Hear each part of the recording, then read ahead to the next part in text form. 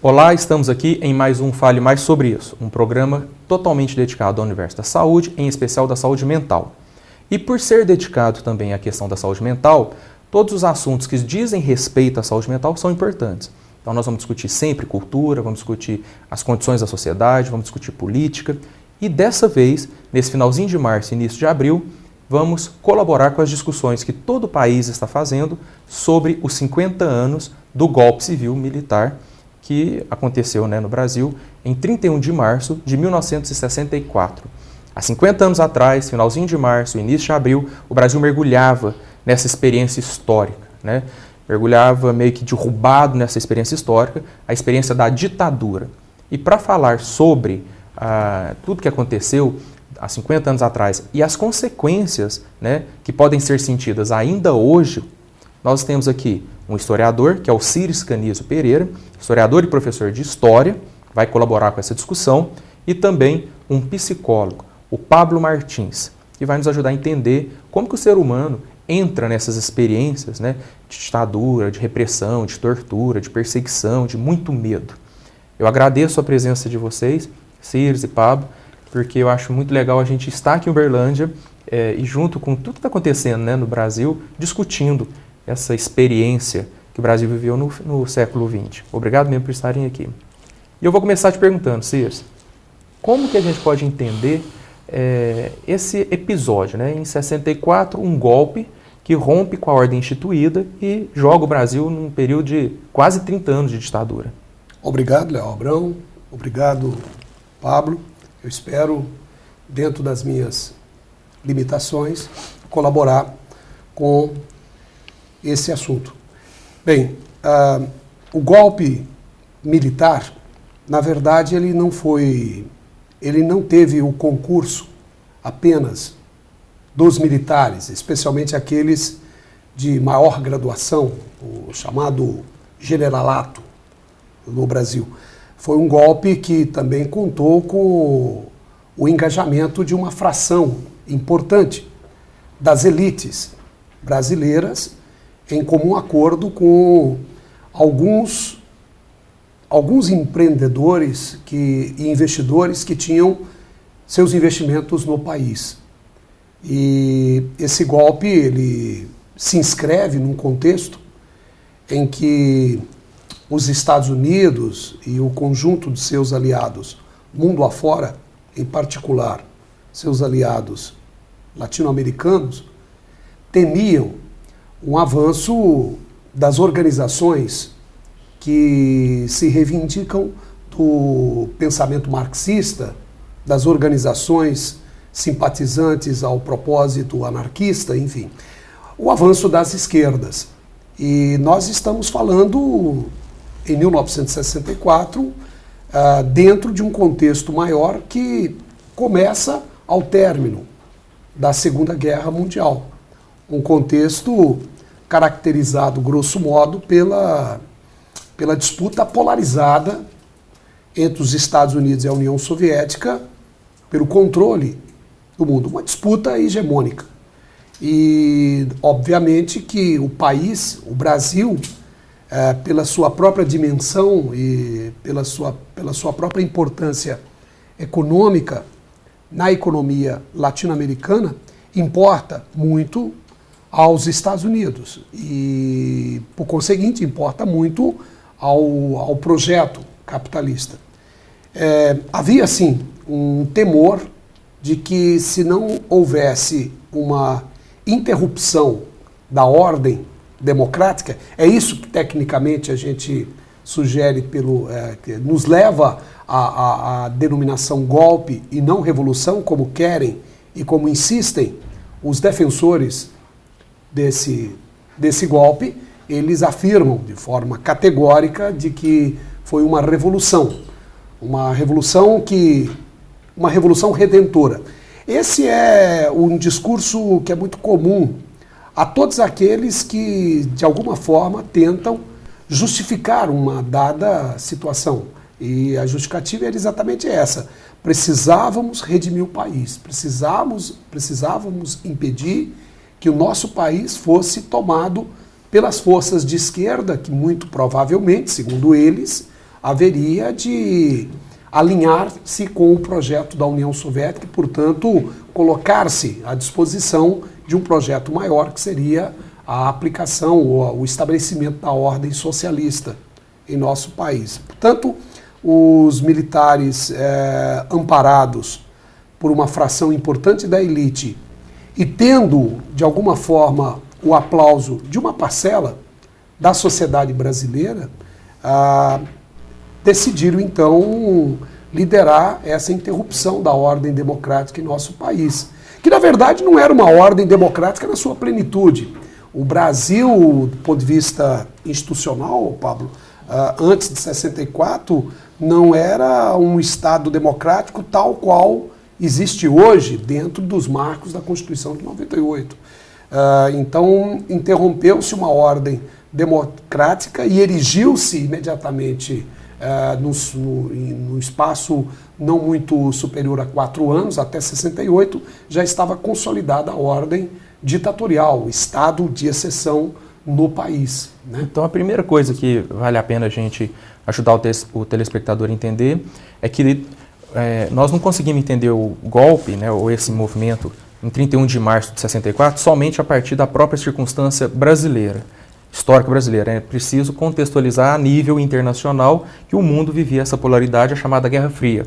Claro, claro. E a partir dessa fundamental para nós entendermos a natureza e a extensão desse golpe e a longevidade de um regime que se edificou a partir desse golpe, porque nós temos, logo após a interrupção da ordem democrática, a construção no espaço não superior a 4 anos de um Estado ditatorial, o qual passa a se sobrepor à sociedade, suprimindo ou subtraindo os direitos elementares da pessoa e da coletividade. Você disse uma coisa interessante que eu quero chamar o Pablo para a nossa discussão. Havia um temor, né, por parte das elites conservadoras, apoiada aí por uma fração da sociedade, como você disse, um temor de uma possibilidade de radicalização à esquerda, né, no Brasil. Um temor. Aí eu quero perguntar ao psicólogo. Pablo, temor, ou seja, havia um medo de que algo acontecesse. O medo, como um elemento, né, uma possibilidade humana, o medo produz ações e consequências. Né? A partir do medo, muita coisa pode ser construída. Sim, sem dúvida. O medo é uma das principais emoções humanas, né? Qualquer ser humano em qualquer parte do planeta sente medo. E é um mecanismo de preservação primitivamente da própria vida. Então ele é muito forte por conta disso, né? Quer dizer, nós estamos preservando a vida quando estamos sentindo o que nós denominamos de medo. Né? E não só a vida, mas, por exemplo, tudo que diz respeito à vida das pessoas, a preservar minhas relações, preservar minhas posses, preservar o que eu acredito. Como eu digo primitivamente, porque é uma questão até filogenética, né? Quer dizer, todo organismo humano tem essa possibilidade de sentir isso. E aí nós generalizamos para outras coisas, né? O medo do desemprego. Antes de existir emprego, não existia medo de desemprego, mas já existia medo, né? Então o medo é muito anterior a qualquer tipo de medo, né? Então eu acho que a sociedade é levada também, nesse momento, muito provavelmente, a não reagir muito, a parcela que não concordava, também pelo medo. Agora, eu não sei se, talvez o Círios pode explicar melhor do que eu, não sei se quem promove, na verdade, o golpe, esse medo do socialismo, o medo do marxismo, na verdade, um medo como é o medo das pessoas, né? Há um interesse, me parece, aí muito claro, político e econômico, né? Quer dizer, é um medo de perder o poder aí, nesse caso. E a sociedade não, a sociedade muito provavelmente fica perplexa e talvez muito facilmente manipulada, né, com toda uma campanha de que, né, aquela velha frase comunista que come criancinha, né, quer dizer, você faz uma campanha toda para mostrar para a sociedade que esse lado é o mal, né, esse lado é ruim. No contexto da Guerra Fria, né, Círios, havia a campanha do medo, né, e interessante que não é só no contexto da Guerra Fria, ainda hoje é um instrumento de poder, um instrumento de manipulação das massas, a instauração de um sentimento e uma sensação de medo. na sociedade. Claro. Nos primórdios é sabido que o estabelecimento de uma ordem política se deveu em grande parte ao fato de que o conjunto da sociedade optou por um caminho marcadamente desigual. No momento em que uma pessoa se toma posse de uma dada região e sentencia que aquilo pertence a ela, ela passa a criar uma série de mecanismos e instituições, ou ela, o conjunto das pessoas ao seu redor, para protegerem, para preservarem aquele patrimônio. Então o medo é próprio de todos aqueles que, de alguma forma, têm, aspas, algo a perder. No caso do golpe político-civil, civil-militar de 64, havia dois objetivos fundamentais. Um deles era exatamente dentro desse contexto de uma, aspas, cruzadas contra o socialismo e as esquerdas de uma forma geral. Havia também um outro objetivo. Eu não estou afirmando que havia a iminência de uma revolução proletário-socialista. Nós tínhamos, na ocasião, um governo que se propunha a viabilizar reformas de base, reformas estruturantes, que fosse capaz de, no plano político, ampliar a democracia e no plano socioeconômico, melhorar o nível de assistência ao conjunto da sociedade através dessas reformas de base, e que isso, naturalmente, seria muito dispendioso, implicaria elevação de impostos. Naturalmente que a elite ela vai fazer o possível para não ter que gastar mais, dando ao Estado para que o mesmo distribua aqueles que muito precisam, que nada têm. Enfim, então o medo não é decorrente só do avanço das esquerdas. Eu insisto na tese de que não havia, em 64, a iminência de uma revolução proletária no Brasil. Sim. Havia em outros estados latino-americanos um estágio da luta de classe muito mais avançado.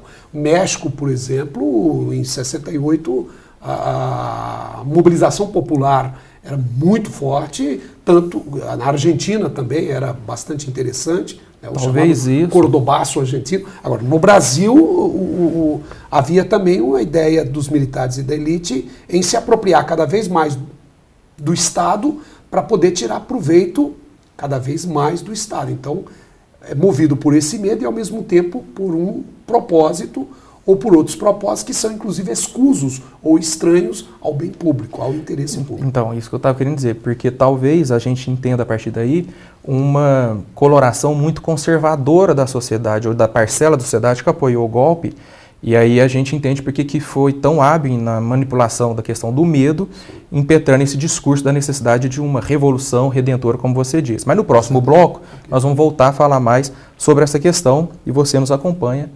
Logo, logo voltamos. Eu disse que vinha coisa boa por aí.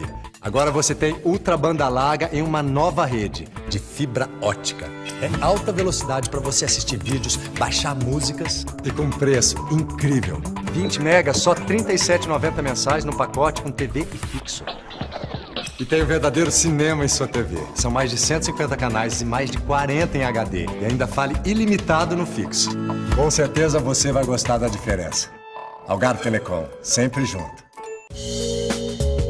Quer se deliciar com aqueles salgadinhos quentinhos, crocantes e saborosos produzidos com maior controle e qualidade? Venha para a Vovodinha. Sem falar no delicioso restaurante self-service aberto todos os dias. Oferecemos também salão de festas com buffet completo para atender todos os tipos de eventos. Venha conferir nosso espaço, deliciar-se e fazer uma verdadeira festa. Rua Ernesto Vicentini, 246, Roosevelt, em frente ao SESI Roosevelt. Disque Salgadinho, 3215-1966.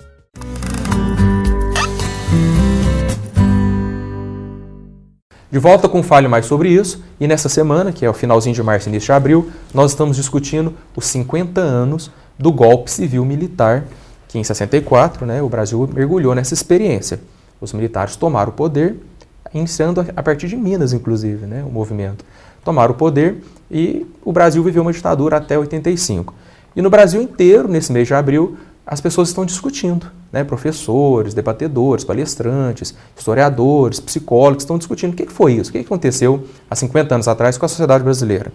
Hoje nós temos aqui o Círis Canizio, que é professor de História, está nos ajudando com essa discussão, e o Pablo Martins, que é psicólogo, e também está nos ajudando a entender como é que o ser humano embarca nessa, né? De aceitar um rompimento com uma ordem instituída e abraçar ou sucumbir, né, aí a um regime ditatorial. Pablo, no bloco passado, estava discutindo aqui, o Círis estava falando sobre o conservadorismo da sociedade, que também é contexto, para a gente entender o porquê do golpe, né?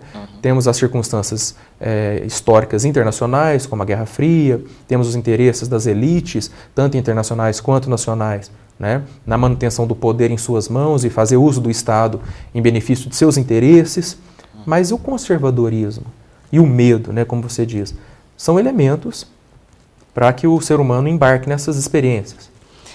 Provavelmente esses dois elementos, né, tanto o medo de parte da população e o conservadorismo de outra parte da população, sustenta, muito provavelmente, uma situação desse tipo. A gente tem que pensar que não foi o golpe militar que tornou a sociedade conservadora. A sociedade já era conservadora e acabou abrindo espaço para que isso também acontecesse e também durasse tanto tempo, né? Porque poderia ter acontecido e durado bem menos tempo. A gente foi talvez o último país a abolir a escravidão, né? E a gente até hoje vive os efeitos da escravidão. 65% das pessoas responderam uma pesquisa dizendo que as mulheres que saem de decote, saia, merecem ser estupradas, né? Então, há um conservadorismo, uma coisa bastante grave ainda, né, que não é só consequência do golpe. Acho que uma geração inteira, isso provavelmente reforçou, isso ajudou uma geração inteira a ter efeitos, né, a ter uma visão mais conservadora, sim. Mas já existia isso de longa data e parte da população provavelmente ajudou a manter esse golpe por tanto tempo, né? Nós estamos aí na semana em que se discute os 50 anos do golpe militar e nessa mesma semana, né, do aniversário, do 50º aniversário do golpe, sai uma pesquisa em que a maior parte da população brasileira acha que mulher tem que ser estuprada se ela está seminua nas ruas. Círis, não houve avanço nessa sociedade? Houve, claro que houve. É evidente que nós pagamos um preço muito alto, a sociedade pagou um preço muito alto e continua pagando e serão necessários muitos anos para ser pago, para ser quitada essa dívida que os militares acabaram contraindo. Dívida em todos os sentidos, desde a dívida com o ser humano, com os direitos humanos, a dívida social, a dívida econômica, porque tudo não era feito às claras. Um Estado democrático, ele tem dispositivos e mecanismos que possibilitam a sociedade acompanhar. Hoje é possível você acompanhar em tempo real tudo que está sendo gasto pelo poder central, pelo conjunto dos governos espalhados em nosso país. Na época da ditadura, não havia isso. Tudo era absolutamente encoberto, segundo conveniências de quem comandava o nosso país. E foram 21 anos. Então isso não é fácil. Agora, houve avanço sim, Léo. Um outro exemplo, até um paradoxo, Pablo. Essa é muito interessante. Sábado passado, os que estão se posicionando de forma contrária ao governo presente e que criticam o nosso país por uma série de coisas que têm acontecido nesses últimos anos, alguns mais radicais estão defendendo a tese do restabelecimento da ordem ditatorial pelos militares, entendendo que esta seria uma segunda ação redentora para o país. E eles tentaram reeditar aquela marcha de Deus com a família que aconteceu antes do golpe, no processo do golpe nos anos 60, e, para nossa felicidade, foi um grande fiasco. A tal ponto de manifestação ter sido programada para uma cidade de 1 milhão de habitantes, como algumas capitais no Nordeste, e terem se apresentado para manifestar em defesa do restabelecimento dessa ordem, uma meia dúzia de pessoas, no máximo 10 pessoas, para isso, um conjunto de manifestações em todo o país que certamente não contou com o envolvimento de mais do que 3 mil pessoas. Eu acho que a gente tem que festejar isso, eu acho que isso é um passo bastante relevante, mostra que a sociedade brasileira, em sua grande maioria, não concorda com a ordem ditatorial, pleiteia o aprofundamento da ordem democrática, e isso nós temos que comemorar, em que pese no plano comportamental aí, essa pesquisa que aponta um machismo, um sexismo flagrante, né, de nosso país. Mas a gente sabe também, apesar de que temos então o que comemorar, né, e eu acredito que temos mesmo, inclusive o fato de nós estarmos discutindo abertamente, tranquilamente, né, os motivos do golpe, as durezas, as crueldades do golpe e da própria ditadura e as consequências, e temos toda a liberdade para discutir isso, mas nós sabemos que nas redes sociais, na internet, Facebook, nós sabemos que em alguns canais de televisão, canais de rádio, alguns meios de comunicação da sociedade, ainda há um discurso muito conservador, machista, preconceituoso, que beira às vezes o racismo, né?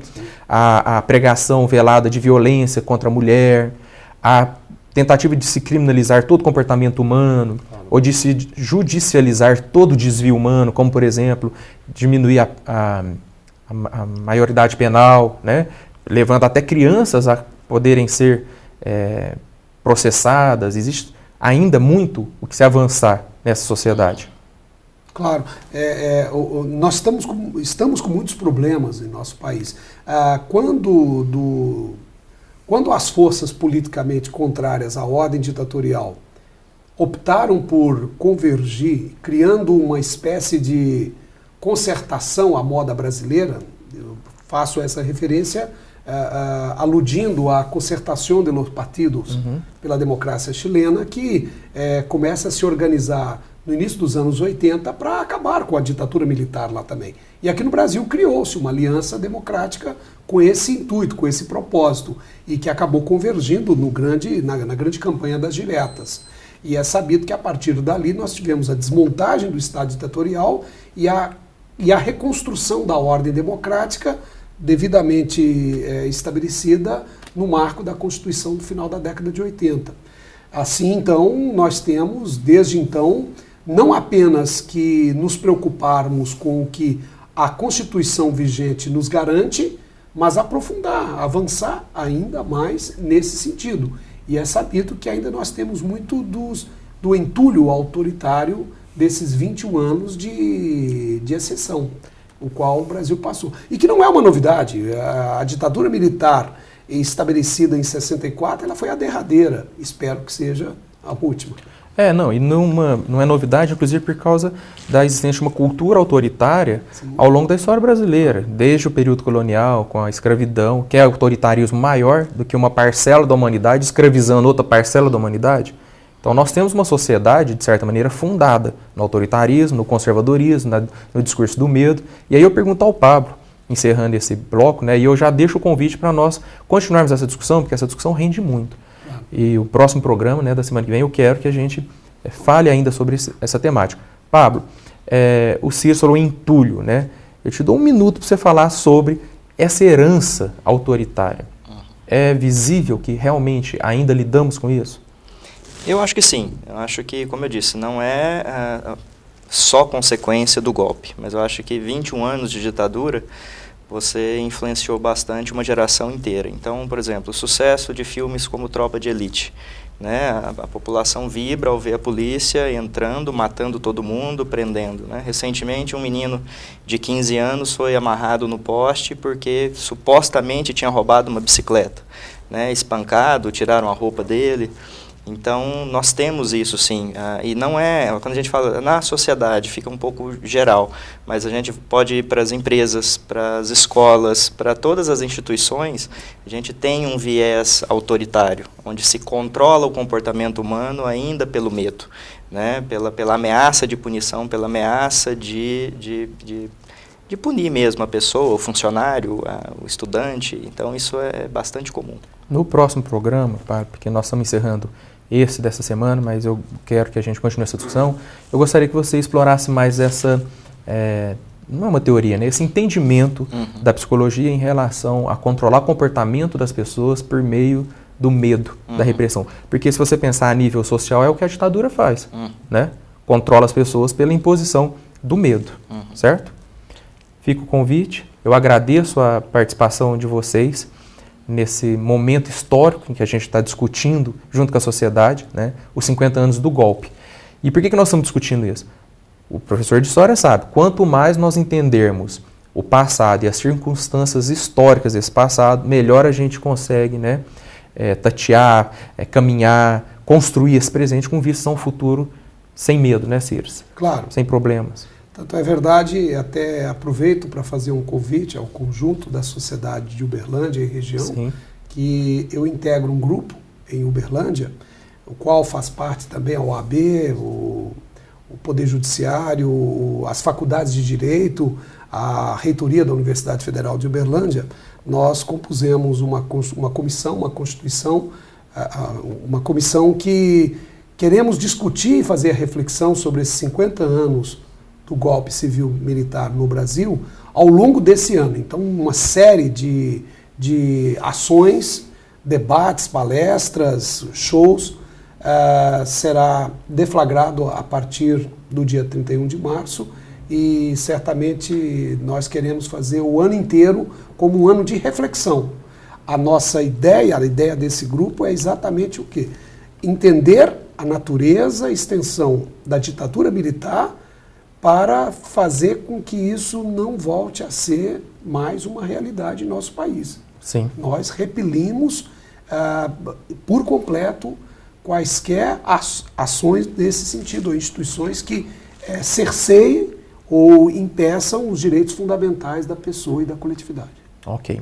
E nós vamos falar no próximo programa sobre essa questão dos direitos humanos no contexto da ditadura e pós-ditadura ainda hoje. Muito obrigado, né, pela presença de vocês e até o próximo programa, certo? Okay. Obrigado. Eu também agradeço a sua presença e te convido a continuar nos assistindo e acompanhando essa discussão. Afinal de contas, nós brasileiros temos uma dívida histórica e precisamos discutir essa questão para realmente evitarmos situações que talvez nos empurrem para esse extremismo, né, da eliminação dos direitos ou da perseguição como instrumento de controle político. Muito obrigado e até o próximo Fale Mais sobre isso.